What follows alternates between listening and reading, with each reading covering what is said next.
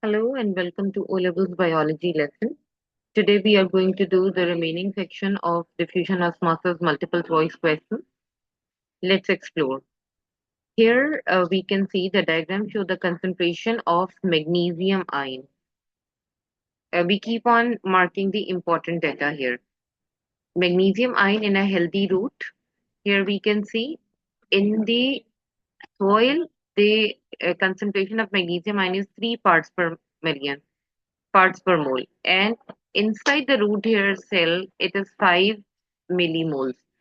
It's 3 millimoles outside. Okay, now they are saying for the plant to remain healthy, how the magnesium ion will move inside. So if we want to move the ions from an area of low concentration, 3 millimolar is a low concentration, to an area of higher concentration, 5 millimole is high concentration. So if we want to move the material from molecule or ion from low concentration to high concentration, so it is actually the movement into the cell by the process of active transport. Okay. Now in the next part, in the next question here, we can see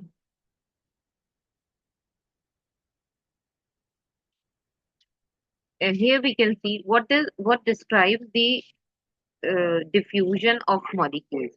So if we consider the movement from region of higher concentration to region of lower concentration down the concentration gradient. This is actually diffusion. Okay. Then the next question: how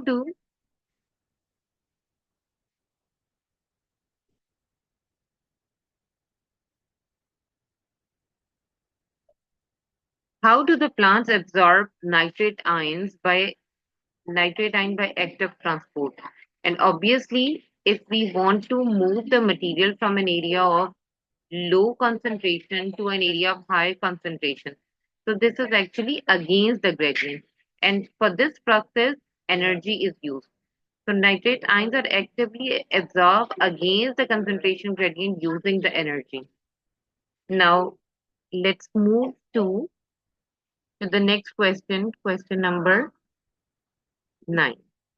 In question number 9, here they have given us 4 different cells A, B, C, D. We can observe cell A, B, C, and D. Now they are saying which of the cell has the highest water potential. Whenever you come across 2 till 3 cells and they want to know that which cell has the highest water potential, recall the rule. Water always move from an area of high water potential to an area of low water potential. So see what is the origin of all this movement. If we observe, all the cells are getting water from this cell C. It means that this cell has the highest water potential, right? So C is the correct answer for this particular question. This appeared to be an interesting question. In this question, they have shown us the different diagrams, and they are asking which diagram actually illustrates the process of active transport.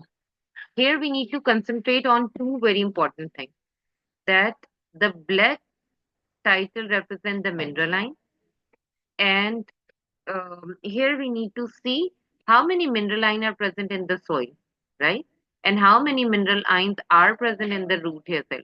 Here we can see 1, 2, 3, 4, 5, 6 more mineral ions in the root hair cell, like high concentration of ions in the root. And there is low concentration of these ions in the soil. So it means that the ions are moving from an area of low concentration to high concentration by active transport. A is the correct answer. If we observe the case B, this is actually the correct answer. Why it is not? Here we can see there are more ions in the soil.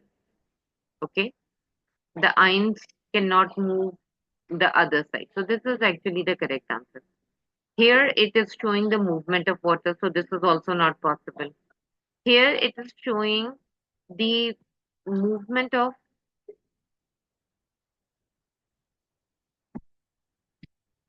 here they are showing the movement of um, movement of carbon dioxide from the tissues to the capillary.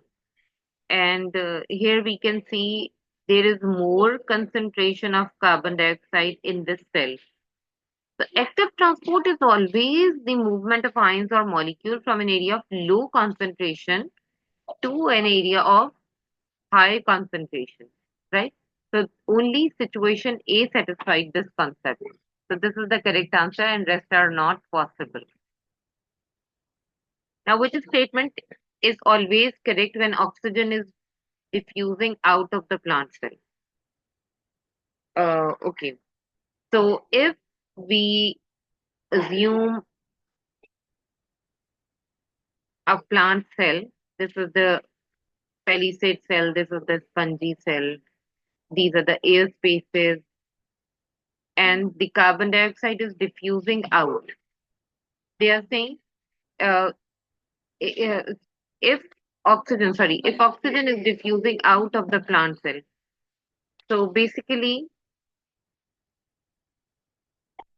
if oxygen is diffusing out of the plant cell, so the concentration of oxygen should be higher outside the cell than inside. If this gas is diffusing out, so it means that the cell must have high concentration and outside it must be low concentration. Okay. So as we are talking about oxygen, so we cannot compare it with carbon dioxide. So first two options are not possible. The concentration of oxygen is higher inside the cell. Once the concentration of oxygen will be higher in the cell, only it can diffuse out. Okay. So this situation actually satisfies this answer. This is incorrect.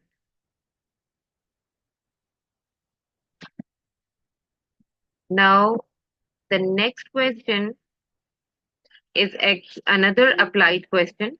The diagram presents the passage of water molecule and glucose molecule across the partially permeable membrane. This is selectively permeable membrane, right? Now, they're asking which of the arrow actually indicate osmosis. If you recall, osmosis is movement of water, right? So only these circular arrows will show the movement, the osmosis. If and what is the rule? The osmosis is movement of water from an area of high water potential to an area of low water potential. Arrow B is the movement of glucose, so this is not possible. Arrow B is the movement of glucose, this is not possible. Now we only need to see either it could be answer A or it could be C. If I assume this section, I can see 1, 2, 3, 4, 5. 5 water molecules. And here we can see 1, 2, 3, 4, 5, 6, 7, 8, 9, 10, 11, 12, 13, 14, 15, 16. A good 16 molecules are shown over here. So it means that which side has more water potential? Obviously this one. The movement of ion from an area of high water potential to an area of low water potential. Only this situation satisfies the osmosis. Now, what is the example of active transport?